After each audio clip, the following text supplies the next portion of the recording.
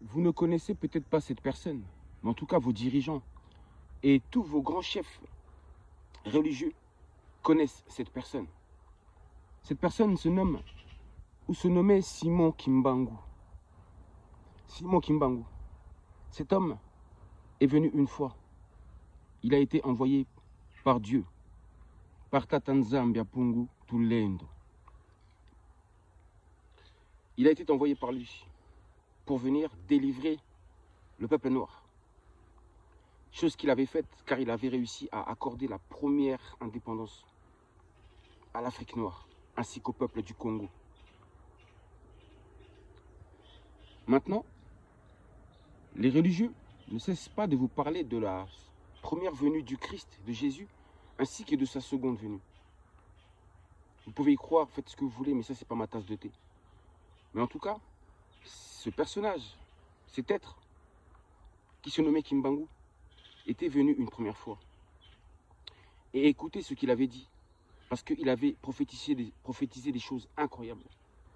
Et ces prophéties que je vais vous lire lors de la prochaine vidéo. Et là, vous allez voir, en fait, vous allez comparer ces prophéties à lui et vos prophéties à vous, bibliques, coraniques ou toraniques. Et vous allez voir quelle est la prophétie qui est juste et qui est véritable. Enfin bref, Kimbangu, dans sa prophétie, il disait ceci. Il disait, je serai moi-même le représentant de ce roi qui est censé venir, parce qu'il avait annoncé la venue d'un roi. Et il dit ceci, je serai moi-même le représentant de ce roi et je liquiderai, en tant que ce roi, je liquiderai l'humiliation qu'on a cessé d'infliger à l'homme noir depuis les temps les plus reculés.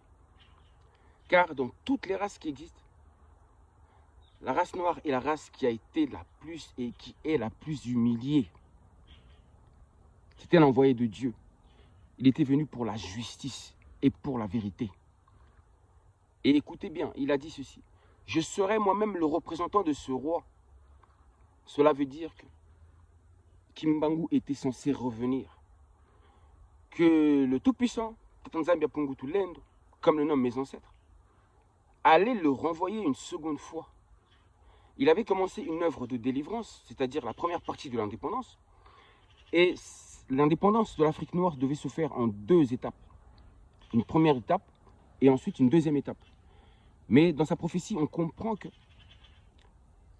il devait venir une première fois et revenir une seconde fois pour terminer son œuvre en deux étapes. Et ainsi accorder à l'homme noir la seconde, à l'Afrique noire, la seconde et véritable indépendance. Ça peut vous dépasser. C'est du mystique. Mais en tout cas, on apprend qu'il va revenir. Que ce même esprit allait revenir dans notre monde. Une réincarnation. Une réincarnation. Donc vous voyez, il y a des choses qui nous dépassent. La vérité est beaucoup plus puissante que ça. Elle est beaucoup plus vaste que ça.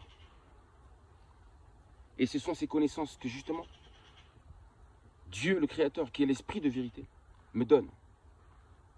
Oui, il me donne ces informations, ces messages pour vous. Car le règne de la vérité a déjà commencé, je vous le répète.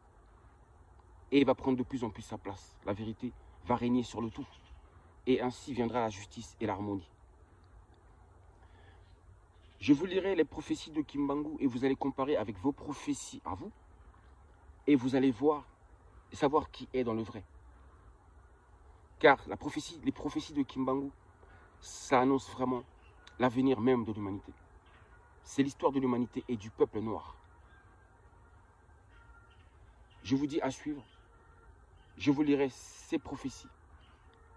Et vous saurez. Intéressez-vous à tout. Ouvrez les yeux. Ne soyez pas fainéants. Recherchez la connaissance avant tout. Essayez de comprendre qui est Dieu réellement.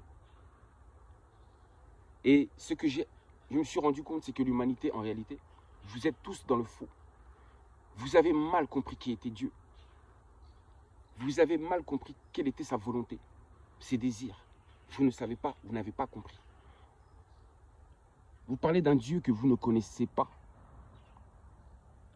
Parce que vous n'avez pas pris le temps de le connaître réellement. Et le moment est venu pour que l'humanité connaisse enfin qui est Dieu, qui est Tata Nzambe Pungu Tulendo. L'esprit de vérité.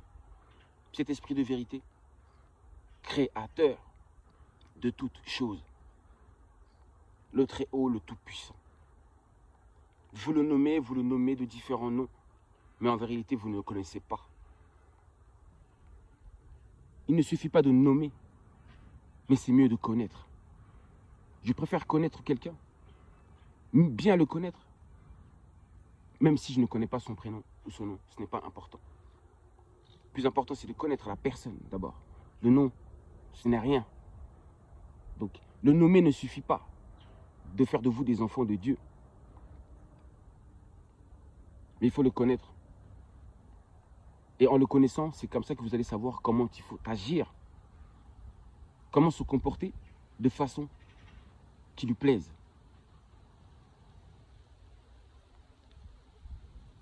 Vous, les Occidentaux et les autres, vous avez une mauvaise approche de Dieu. Vous ne l'avez pas compris. Vous ne savez pas. Donc comme vous ne savez pas, le moment vient où ce sera l'homme noir qui va vous montrer qui est réellement Dieu. Mais avant cela, il va d'abord accomplir sa justice. Il va d'abord établir sa justice. Regardez les guerres qu'il y a partout autour du monde. Je le répète encore, les guerres, ce n'est pas un hasard. Toutes ces tensions, ces troubles, ces problèmes, ces catastrophes naturelles, ces tremblements de terre, le réchauffement climatique. Parce que le réchauffement climatique, n'oubliez pas, ça va ramener beaucoup de maladies. Le climat ici, dans le nord, devient un climat tropical. Et si le climat devient tropical, ça veut dire forcément que toutes les maladies qui se trouvent là-bas, dans la zone tropicale, vont aussi émerger ici. Donc je ne vous dis même pas toutes les maladies qu'il va y avoir ici. Je vous dis, faire du mal, ça ne dure qu'un temps. Et je vous dis que là, c'est la justice qui est en train de se faire. Raison pour laquelle il se passe tout ça, qu'il y a tous ces fléaux-là. Parce que c'est un châtiment, c'est un jugement du Créateur envers vous. Vous avez fait beaucoup trop de mal au peuple noir. Il n'y a pas que le peuple noir qui a beaucoup souffert, mais vous écrasez beaucoup les faibles, les pauvres. Mais parmi ceux-là, surtout la race noire. La race noire, c'est la plus humiliée et c'est la vérité, vous le savez tous. Donc Dieu ne veut plus de tout ça. Il veut rétablir la justice. Il veut remettre chacun à sa place. Et il veut que l'Afrique noire obtienne son indépendance. C'est primordial. Il a laissé passer, mais le temps est terminé. C'est primordial que l'homme noir acquiert son indépendance. Indépendance spirituelle et matérielle, j'ai dit. D'être libéré, tout simplement. De pouvoir décider par elle-même, que l'Afrique décide par elle-même. Qu'elle ne soit plus l'objet de convoitise. Car l'Afrique est fatiguée. La terre-mère est fatiguée.